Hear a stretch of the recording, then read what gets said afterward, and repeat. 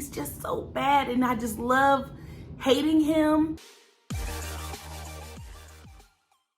Hey everyone, my name is Alana with ScreenQueenReviews, and I just finished watching Cobra Kai Season 3. So hopefully you guys are caught up with me. This is going to be a spoiler-free review, and if you haven't been caught up, definitely watch Season 1 and Season 2. I put it together for your convenience, and you can watch that on my YouTube channel at ScreenQueenReviews. So jumping into Season 3, I actually really enjoyed this season. This was, I hate to say it was a filler season because there were a lot of significant points that really put things in perspective.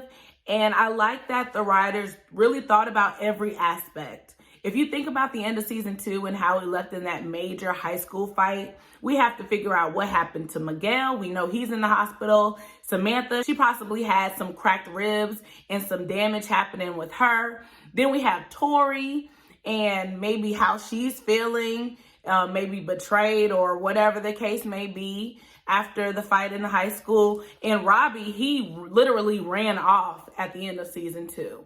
So we don't even know where he is. Johnny and Danny, we get to see how they feel and how they're reacting to the fact that this fight happened. And I will say, out of all of this, Johnny's in like a crazy space. Can you imagine finding out that your student had his back broken by your son and you don't even have a good relationship with your son to try to figure out what happened or bring them together? Probably gonna be like charges pressed, everything. And this is his son, but he also cares about Miguel's well-being. And plus, we know that he was really pursuing a relationship with Carmen, Miguel's mom. So we don't even know how that's going to turn out.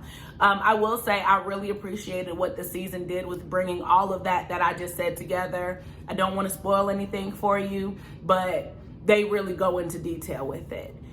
We get some really, really cool scenes. If you've seen the trailer, we know that Danny goes to Okinawa in Japan. So we get to see some of those flashbacks from Miyagi and the Karate Kid 2. We really get to get some background into who Miyagi was that we didn't even get in the franchise movies. That part was a little bit slow in the season, but I will say with all of these flashbacks that they do in Season 3, at the end, it sums it up, wraps a bow on it, and I am super ready for Season 4.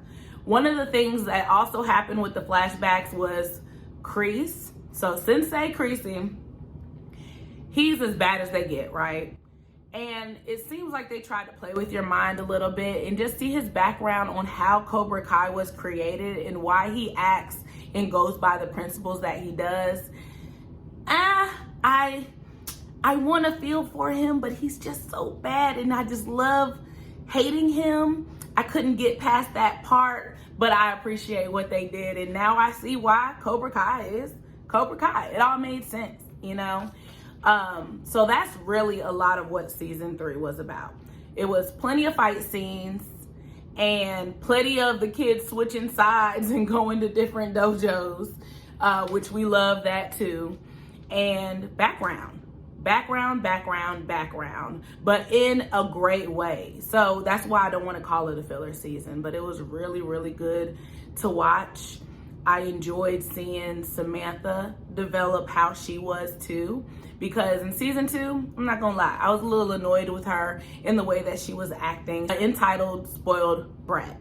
And Tori, I guess she was just defending what was hers, but of course, she took it way, way too far and way, way too personal. Like, you just got here and you're acting like this.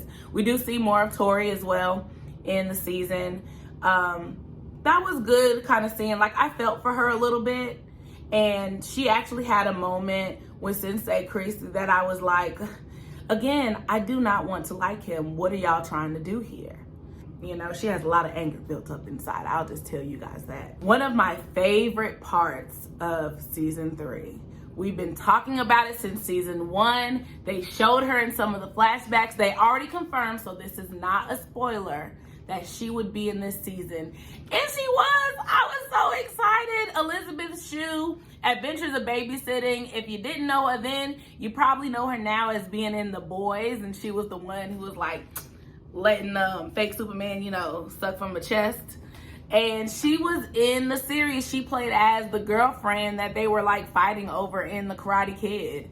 And there's actually a really good scene where they go back and like talk about the things that happened with Danny and Danny's wife. And I'm glad that they were able to kind of get together and have that adult conversation and reminisce on everything that happened in The Karate Kid. It was so fun to see, and just to see it on the screen. I will say one more thing. After I watched the season, there is a new show that started on Netflix. There's only one episode, but it's the Netflix After Party. David Spade is hosting with 2 other people that I recognize, but I'm sorry, I can't quote their names right now. But I watched it, and what they do is for major Netflix shows and movies, they bring cast members on and do an interview. So they did it with Cobra Kai, and it just came out on January 2nd, I guess to give people enough time to like actually watch season 3.